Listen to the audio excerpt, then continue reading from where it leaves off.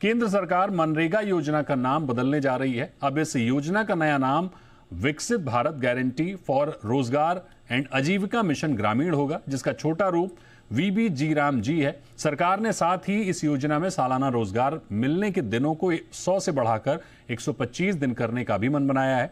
यानी आने वाले दिनों में महात्मा गांधी राष्ट्रीय ग्रामीण रोजगार गारंटी अधिनियम यानी मनरेगा निरस्त हो जाएगा। बता दें कि वीबीजी राम जी का लक्ष्य सशक्तिकरण और विकास को बढ़ावा देकर विकसित भारत का निर्माण करना है। इस खबर पर दिल्ली से जुड़ रहे हैं हमारे सहयोगी ब्रह्म प्रकाश दुबे। ब्रह्म प्रकाश जी, बताइए कि क्या है ये बिल और मनरेगा से ये कितना अलग होगा?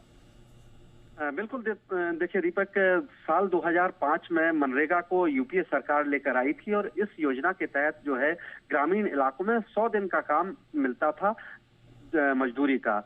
अब ये योजना नए सिरे से सरकार लाई है और इसका नाम जो विकसित भारत जी राम जी रखा गया है। इसका बिल आज संशोधित कार्यसूची में लोकसभा के रखा गया था। हालांकि अभी लोकसभा चल रही है, अभी तक बिल पेश हुआ है। ये माना जा रहा है कि या तो आज ही की कार्रवाई में या कल की कार्रवाई में ये बिल लोकसभा में पेश होगा।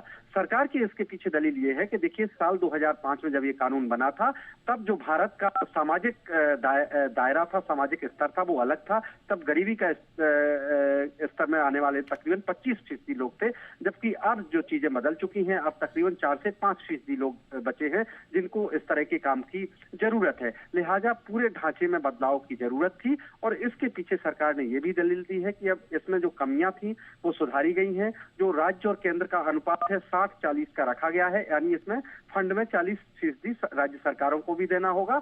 इससे जो है अकाउंटेबिलिटी आएगी, रिस्पॉन्सिबिलिटी आएगी। इसके पीछे केंद्र की दलील है कि इसमें दूसरी जो करप्शन की शिकायतें आती थी उनको भी दूर किया जा सकेगा, क्योंकि इसमें डिजिटल माध्यमों का उपयोग हो रहा है।